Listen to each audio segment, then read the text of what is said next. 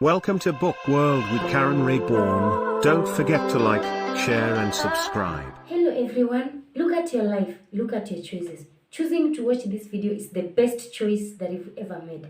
In case you're new here, kindly consider subscribing to this channel. And for the returning subscribers, thank you so much for always coming back and appreciating my content. But Waits by Leo Tolstoy from Russia. First of all, let me talk about the characters in the book.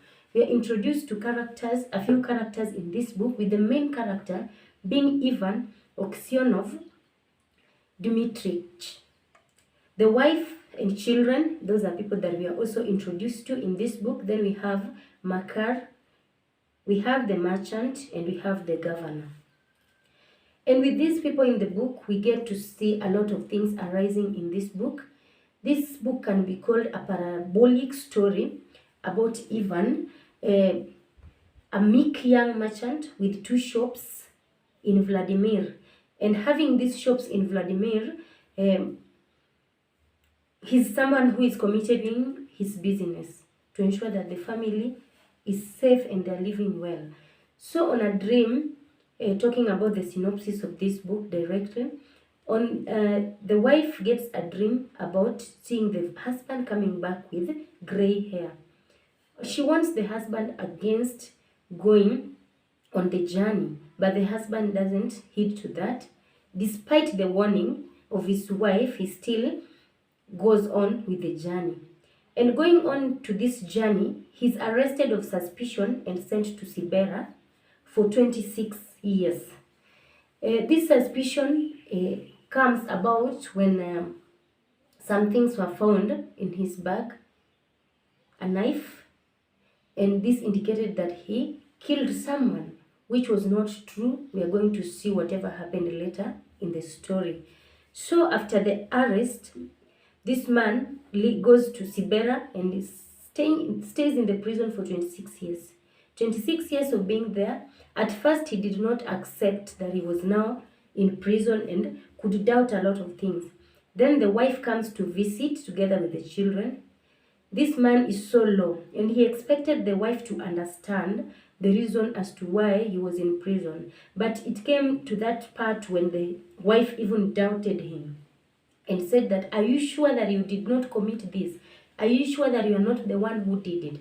And because of this, he really changes his focus and turns and goes back to God and says that, "No, the only person that cannot doubt me in this world, the only person that will never doubt me is God." And he shifts his attention back to God and lives as that's someone that could be looked at in the prison and they could say it's a good person. He could be asked of anything. They knew that he was not going to lie because he was a man of principles and a man with honesty who could not lie at any time. So that is what happens. And during that suspicion, a lot of information is gathered all around, and people of Vladimir are asked questions about this man, Ivan Oksionov.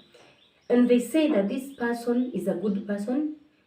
He stopped drinking and has been that person who is a good person generally. Yeah, that is what they say.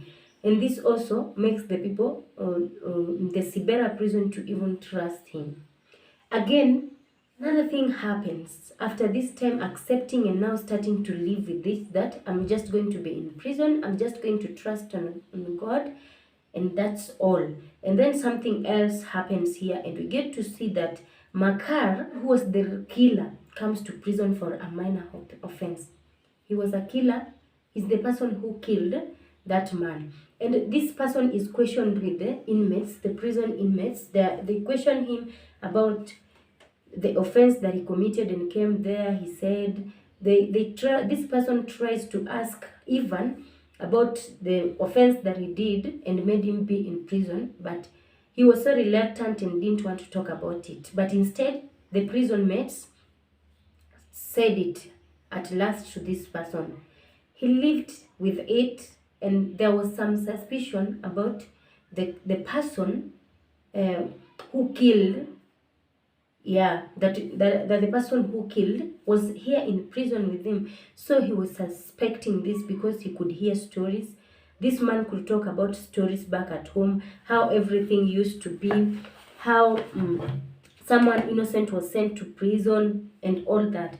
So when they hear these stories, this person is just disturbed but could not talk about it. He introduces himself and says that I'm Makar, says his name to a question of Ivan, and they get to talk during that time, even though he was not ready to even talk about it. So this man that comes to prison, Makar, now gets into an offense, digging a hole inside the prison so that that can be an escape route, and warns people against saying it to anyone. And now he could carry the sand inside the boots, go empty them on the way when they were on the gardens. And it was realized. And after they realized this man now comes back and warns. He comes back and warns Okiasnov, Ivan, against telling that, because Okiasnov saw him, found him doing it, and saw everything. So Okiasnov doesn't talk about it at all. And let me read that part to you. One night, as he was walking about the prison, he noticed some earth that came rolling out from under one of the shelves on which the prisoners slept. He stopped to see what it was.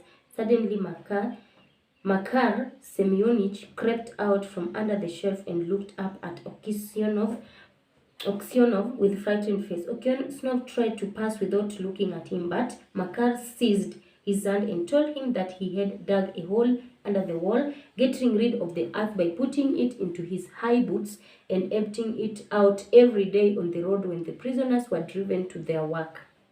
Just to keep quiet, old man, you should get out too. If you blab, they'll flog the life out of me, but I will kill you first. That was a warning that he gave to Oksyonov against saying anything about the thing that he saw during that day. And this man also doesn't want to say it. Even though this person comes, the governor comes and asks about it after realizing he didn't want to say anything about it, but except to be silent about it. And so another realization comes in that when this man did not talk about it or expose Makar to the governor, then Makar now becomes so disturbed and thinks about it and says, if this man could not say anything about me, and I'm the person who was guilty here, I'm the person who killed, and I'm in prison, he's in prison because of me, and he did not even dare to tell it to the governor, that it means that I really need to repent. He started sobbing, cries, and goes back to repent about it. He opens up and confesses everything to Okiasnov. While Okiasnov was sobbing, Makar was weeping. So they were sobbing and weeping between these two people. Even though the fear of Ivan Okiasnov was just that, I don't want to get out of prison. It's now 26 years. I don't want to get out of prison. I don't want to have a family. Probably my wife left. Probably they died. Probably my children are so grown up and they cannot even recognize me. So there's no need of me going back or going home. I just want to stay. This was my fate, and I have just to remain here. That is what Ivan thinks to himself. And then, the other hand, this person confesses about everything that happens. Then whatever happens here, there's now an order that is made that Oksyonov should leave the prison.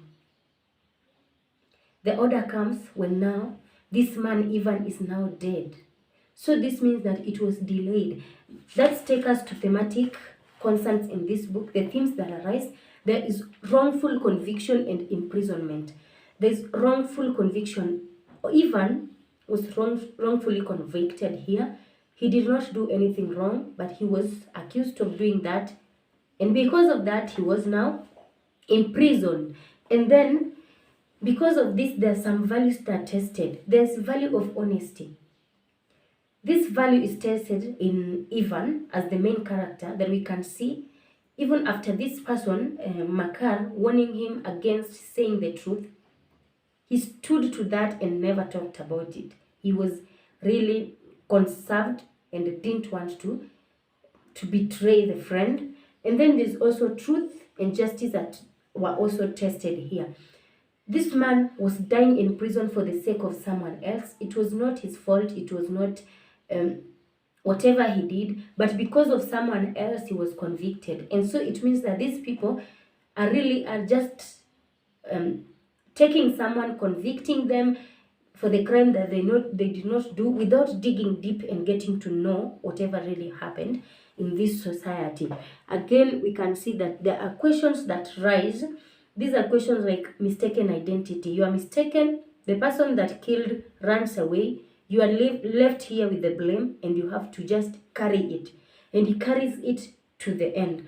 Then there's also crime and confession. Makar comes back and confesses about everything that happened, and even weeps.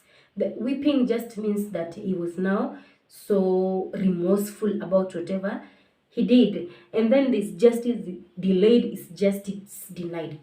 What is the essence of releasing someone, or rather making an order that someone should not come out of prison when they're already dead? This means that justice was delayed, and this is the same as denying someone justice, because if you delay it and this person has been just sitting here without committing any offense, you delay his justice. Even if the truth has already come out, then the justice is now provided when this person is no more.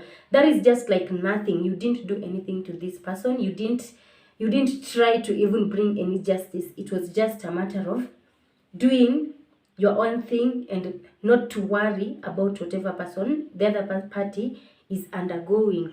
And then there's also betrayal and tolerance. Even though Makar betrayed Ivan, Ivan was just so tolerant, relaxed, that even though you did this to me, even though all this happened, God sees. God will see this. The God that I serve will see this, and my God listens. He sees everything that happens to us, but waits. Then there's also the aspect of faith and devotion. He grows closer to God during difficult time, and he only knew that only God could not doubt him in this season. Only God could stand with him during this time. So that is where we get the title of this book. That what I think about this: if you deny someone justice, it means that you didn't want to give it at the end. You didn't want to provide it. If you give justice when everything is now a mess, this person is already dead, then it's just nothing. So that is what I can say about this book. Kindly let me know what you think about this book. In case you have questions, kindly consider posting them in the comment section, and I'll have to respond to them one by one. Thank you so much for your comments. Thank you so much for your love. Shout out to all my fans that are always watching and listening to my videos and listening to my book stories. Kindly consider coming back and gracing my video with your likes and views. Let's meet in the next video. Bye.